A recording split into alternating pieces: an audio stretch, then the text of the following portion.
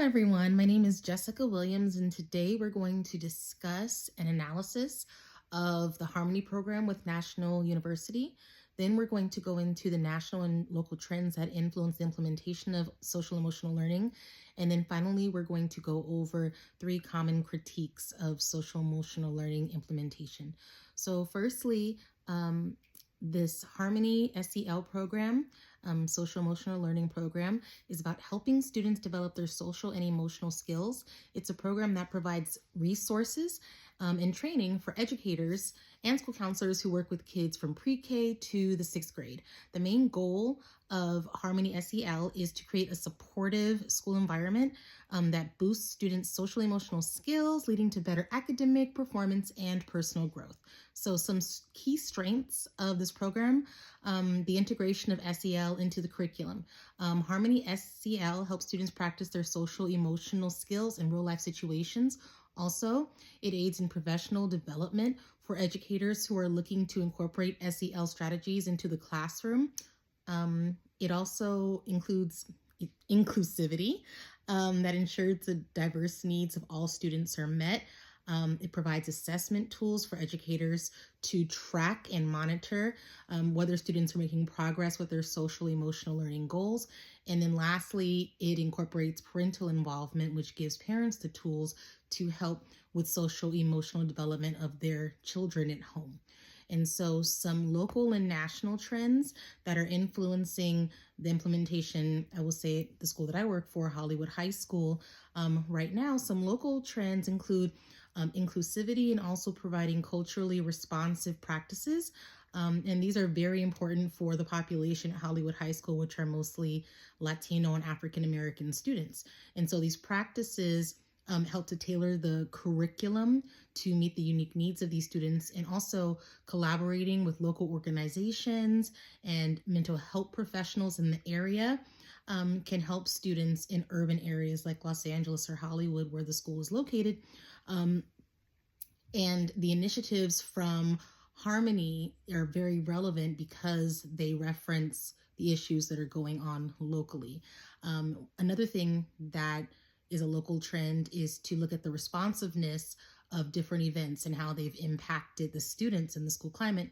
One such event is COVID-19, and it highlighted how crucial social emotional learning is for supporting students' overall well-being. National and trends on a broader scale, like CASTLE, the Collaborative for Academic, Social, and Emotional Learning, advocates for social emotional learning and education and pushes for more funding and resources to be available at state and federal levels.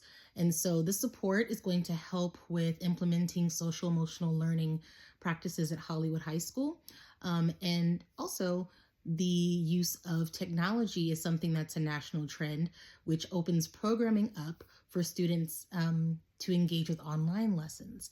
And ongoing research is something that is also a national trend, where evidence is collected over time with schools that are implementing social emotional strategies to see if they're effective over the long term. Okay.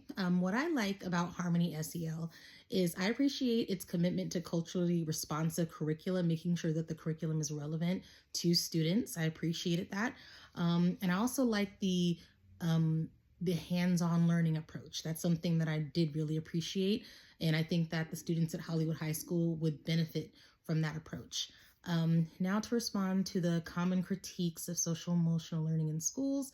Critique 1, there isn't time and teachers should focus on content standards. Well, it's true, that teachers face a lot of pressure to focus on meeting standards, especially academic content standards. However, integrating SEL into the curriculum actually boosts academic performance, studies have shown, rather than hinders it. And so CASTLE has provided evidence that shows that students involved in SEL programs, they tend to achieve higher test scores and better grades. So that's something that is a response to that critique.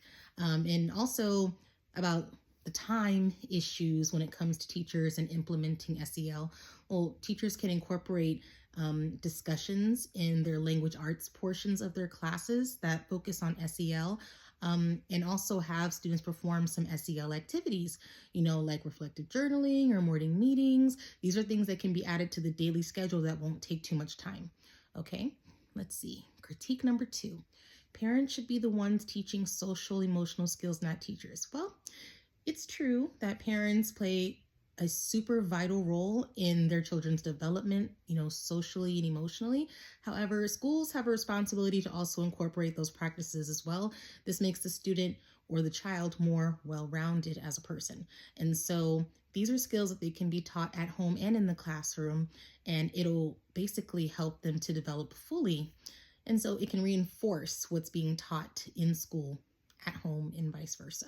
Okay, also, it's a better way to connect home and school so the students don't feel like they're learning some one thing at home and learning something totally separate at schools. This allows parents and educators to work together to make sure the students are getting the support that they need in the classroom and at home. Okay, let's see. Critique number 3. SEL curriculum causes anti-democratic thinking. Actually, this is untrue. It is the opposite. What this view does is that it misses the true intent of the Harmony program. And so SEL, the aim of SEL is to build essential skills like empathy, respect, and also responsible decision making. And these are key components to forming a healthy democracy. And so there was research that was published in Child Development that shows social emotional programs can actually strengthen students' understanding of social justice and their civic responsibility.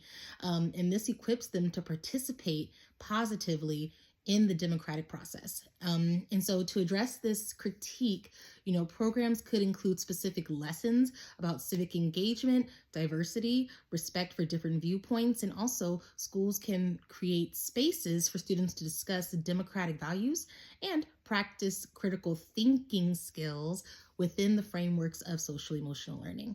And when we as educators encourage open conversations about civic duties, social challenges, social emotional learning can help students to develop the skills that they need to be active and engaged in a democracy. Thank you for listening.